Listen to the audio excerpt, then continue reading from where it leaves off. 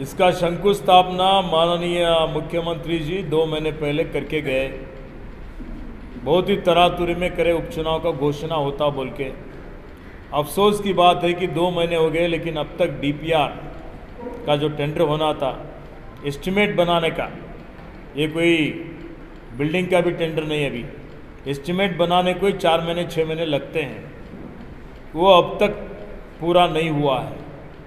अब तक वहाँ पर ज़मीन का हस्तांतर भी नहीं हुआ, भू स्वाधीन भी नहीं हुआ। तो लोग प्रश्न पूछ रहे हैं, कल जो नलिन कुमार कटील आ रहे हैं, उत्तर देने दो बीदर जिले और बसव भक्तों को कि आप लोग शंकुस्थापना तो करें। 2 महीना हो गया, अब तक क्या प्रोग्रेस है भाई? अरे वो उपचुनाव से पहले ही ये हालत है, तो उपचुनाव के बाद तो आप बसव कल्याण को पूरा ही भूल जाएंगे। यहाँ आने का जाने का तो उधर ही चले गए, वो फंड भी जितना है उतना भी वापस लेके भाग लेंगे।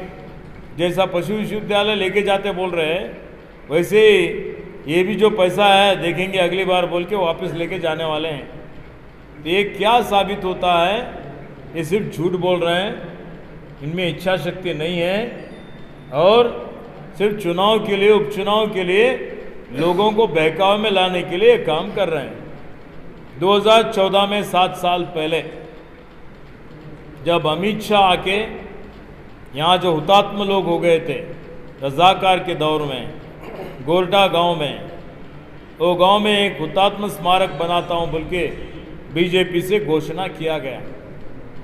7 साल तक क्यों नहीं किए भाई? बात बात पे हम ही सही मायने में राष्ट्रभक्त हैं बोल के बोलते हैं, राष्ट्र प्रेम है बोल के बोलते हैं।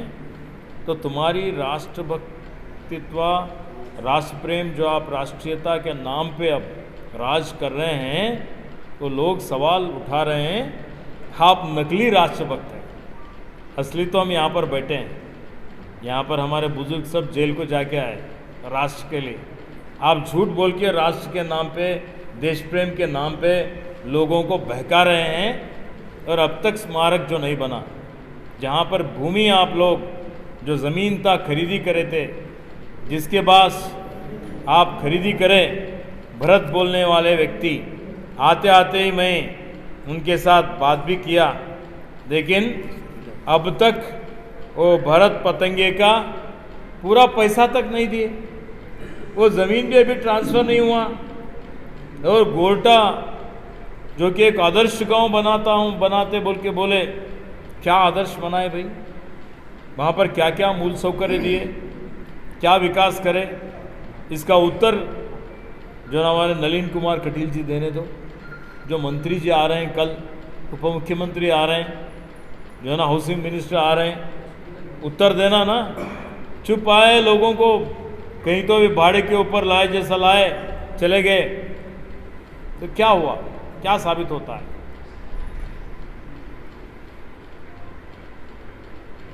जब आने वाले उपचुनाव में सर कांग्रेस पार्टी उतना एक्टिव नजर नहीं आ रही जितना कि दूसरे पार्टी नजर आ रही है। देखो भैया, ये स्ट्रेट फाइट है कांग्रेस वर्सेस बीजेपी, ठीक है।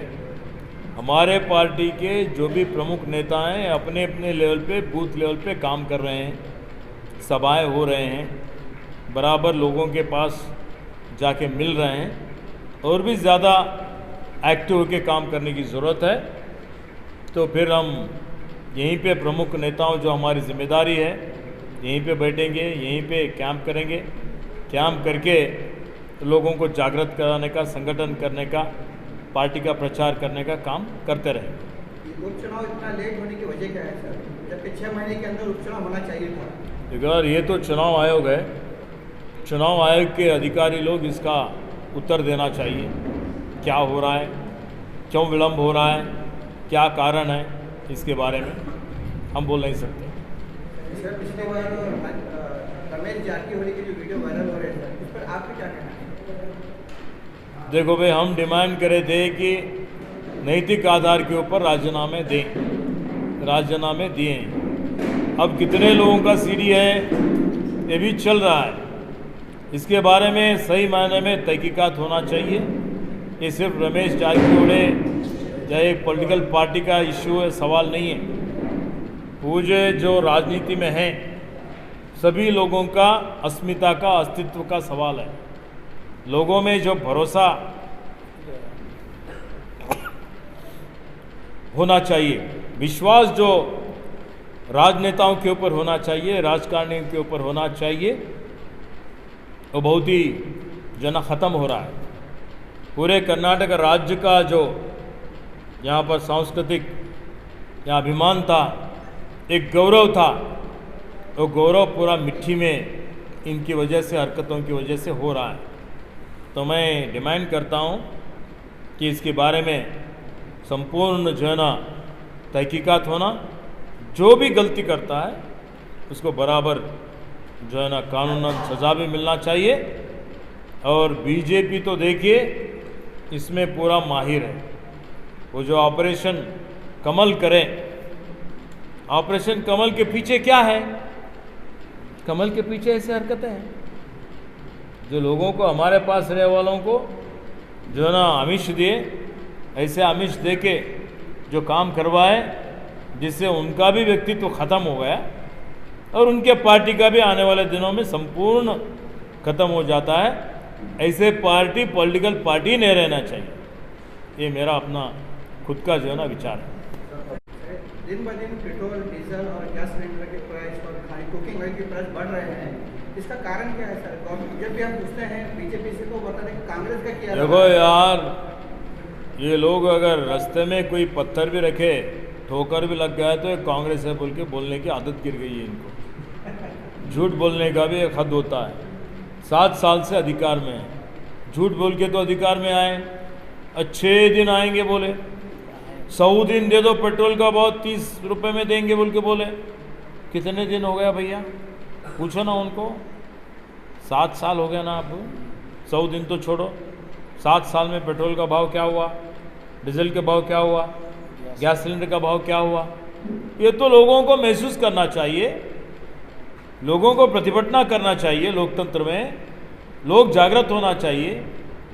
अभी भी जो है ना लोग एक जो है ना क्या तो भी एक मंदिर के नाम पे, मस्जिद के नाम पे, तो ये जो विचार है उस विचार में बदल आना चाहिए। और ऐसे जो जनविरोधी लोग हैं, नेताएं हैं, पार्टी है, उसको सबक सिखाना चाहिए। जनता तो जो है आगे बढ़ेगी, लेकिन अपोजिशन का क्या रोल रहेगा सर? देखो यार, अपोजिशन वाले, आज मैं अपोजिशन में हूँ, हर एक दिन हमारे पार्टी की तरफ से मोर्चा निकलता है, हर एक दिन। मैं खुद ही जो है ना अब तक 100 प्रतिभटना में भाग लिया हूँ। अपोजिशन का काम हम कर रहे हैं।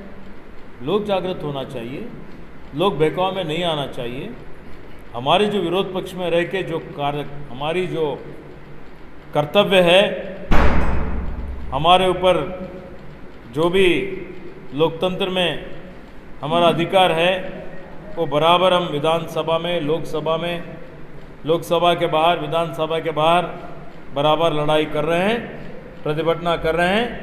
जब तक लोगों को न्याय नहीं मिलता तब तक हमारे प्रतिभटना, हमारा विरोध जारी रहेगा।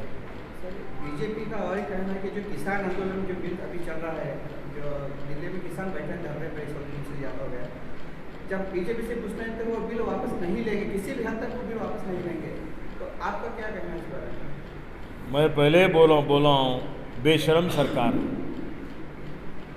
ये फैसिस्ट सरकार है, ये लोकतंत्र विरोधी सरकार है।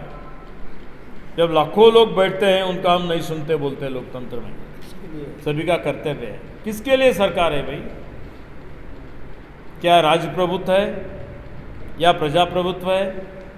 प्रजा ही राजा है। तुम्हारा कार्यकाल कितना है? कर्नाटक में अभी 1.5-2 साल, देश में अभी 3 साल, उसके बाद क्या होगा? जब लोग जड़ से उखाड़ फेंक देंगे तब क्या रहेंगे तुम? जब तो बदलाव आएगा ही, सवाल ही नहीं है। आप अगर कानून वापस नहीं लेंगे, कानून लोग ही वापस करवाएंगे। उनको अभी भी जागृत होना चाहिए। अभी भी मैं उनको चेतावनी दे रहा हूँ, हमारे पार्टी से भी दिए हैं। अभी भी वक्त नहीं गया है। वो जो काले कानून है वापस ले लीजिए किसानों के साथ बात कीजिए, किसानों के हक में जो है ना कायदा बनाइए, ना कि अंबानी अदानी के हक में नहीं। राहुल गांधी जी ने कहा था कि हम दो हमारे दो, ये कहाँ तक सही है? आप लोगों के सामने ही है। आज पूरे देश में मोदी जी और अमित शाह छोड़ के कितने मंत्री आए हैं बोलिए आप? केंद्र में पूरे जितने मंत्री हैं उनके नाम बोल सकेंगे आप? आपको ही पूछ रहा हूँ मैं, नहीं बोल सकेंगे, क्योंकि किसी का कोई अस्तित्व ही नहीं है। प्रजा लोकतंत्र में सभी को अधिकार होना चाहिए ना, सभी में हस्तक्षेप है इनका। अब छोड़िए दोनों का, अब हम दो हम हमारे दो, ये हमारे दो का ये लोग अधिकार में आने से पहले इनका संपत्ति कितना था भाई? अदानी का संपत्ति कितना था? अंबानी का संपत्ति कितना था? वो 100 गुना बढ़ गया। और जो गरीब था गरीब हो गया। जो हमारे पास हमारे देश में हर नागरिक का आदाय जब अटल बिहारी वाजपेयी अधिकार में थे, छोड़ दिए 2004 में, तब 24,000 रुपये था। तला आदाय बोलते हैं, पर कैपिटा इनकम। तो जब मनमोहन सिंह जी छोड़ के गए 2014 में, जब 72,000 रुपये था। अब जब मोदी साहब आए हैं तो 15,000 को आ गया। तो 2004 में जब इन्फ्लेशन अभी चल रहा था तब 24,000 था। 2014 में 72,000 हो गए, बढ़ गया। और 2021 में कितना है भैया? कम हो गया। क्यों कम हो गया? तो तुम्हारा गरीबों का जो आदाय था वो अदानी अंबानी के पास चले गए इनकी नीतियों की वजह से। इसलिए बोल रहे हैं, क्या गलत है? आपके सामने है।